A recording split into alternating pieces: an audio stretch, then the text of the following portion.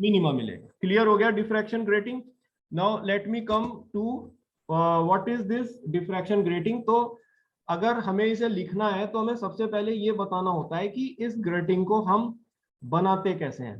तो सबसे पहले यही है कि डिफ्रैक्शन ग्रेटिंग जो है ये एक पैरेलल स्लिट्स का की एक सीरीज होती है, ठीक है, consist of large number of parallel slit जिन सबकी विड्थ इक्वल होती है और जो कि एक ओपेक स्पेसिंग से सेपरेटेड होती हैं।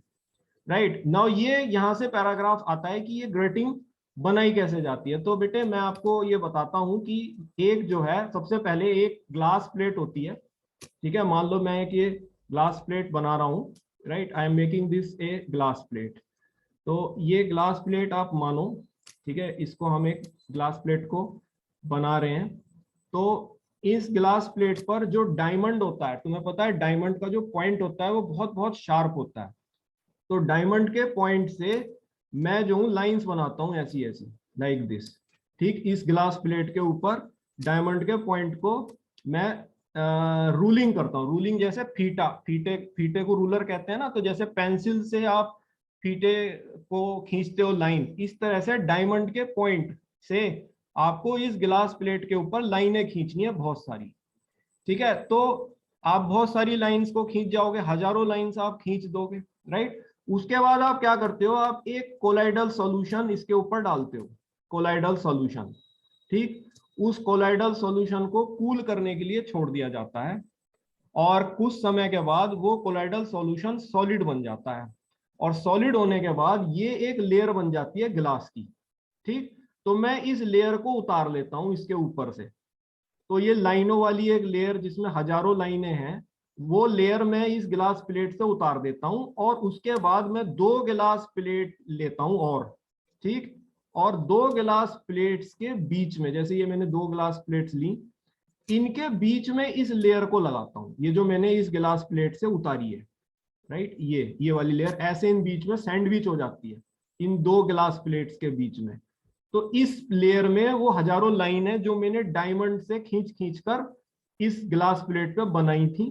फिर मैंने कोलाइडल सॉल्यूशन डाला था, कोलाइडल सॉल्यूशन को कूल करने के लिए छोड़ दिया। जब वो सॉलिडिफाई हो गया उसके बाद मैंने ये ग्लास लेयर उतारी, उतारने के बाद 2 ग्लास प्लेट के बीच में से लगा दिया।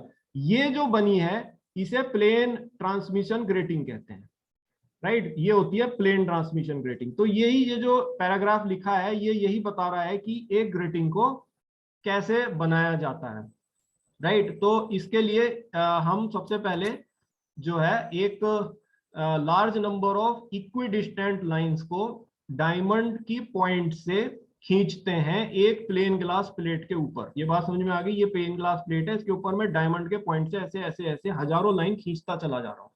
तो जब मैं वो लाइन खींचूंगा वो एक्चुअली एक स्लिट्स की तरह से काम करेंगी। तो ये जो कैपिटल एन आप बोल रहे हो ना, ये हजारों स्लिट्स होती हैं, ग्रेटिंग में हजारों स्लिट्स होती हैं, राइट। तो जब हम इसको वो करेंगे, ठीक है, तो ये जो हमारा स्लिट है, ठीक है, तो ये स्लिट्स जो है हमारी हजारों स्लिट्स बन जाती हैं प्लेन ग्लास प्लेट के ऊपर। तो इस ग्लास लेयर को मैं हम उतार लेते हैं और 2 प्लेन ग्लास प्लेट के बीच में हम लगाते हैं। तो इस तरह से हमारी प्लेन ट्रांसमिशन ग्रेटिंग जो है वो प्रिपेयर होती है। तो ये नेक्स्ट लाइन में लिखा है कि original replica of diffraction grating is prepared by pouring colloidal solution over it and then allowed to harden, right. इसको हम हार्डन करते हैं। सो ये हमारी जो बनती है, ठीक है, वो हमारी ग्रेटिंग होती है जिसको हम प्लेन ट्रांसमिशन डिफ्रैक्शन ग्रेटिंग कहते हैं। क्लियर हो रही है बात। तो ये एक लिखने को आता है कि ग्रेटिंग का लॉन्ग आंसर क्वेश्चन आता है। तो इसके एब्सेंट स्पेक्ट्रा की हम बात बाद में करेंगे, इसमें कुछ स्पेक्ट्रा एब्सेंट होता है, वो हम कैसे होता है वो हम बाद में देखेंगे। लेकिन सबसे पहले हमें ये बताना होगा कि ये बनती कैसे है।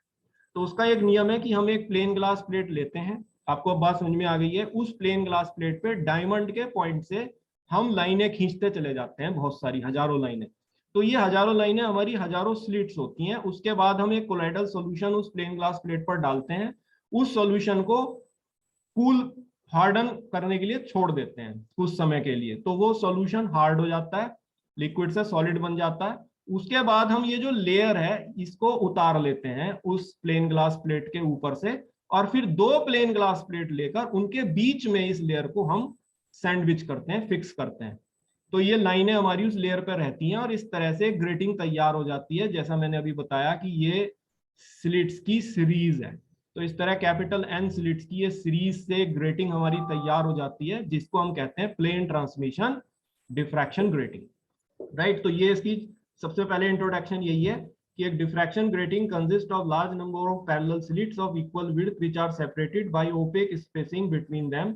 It is constructed by ruling large number of equidistant lines on a plain glass plate with the help of diamond point.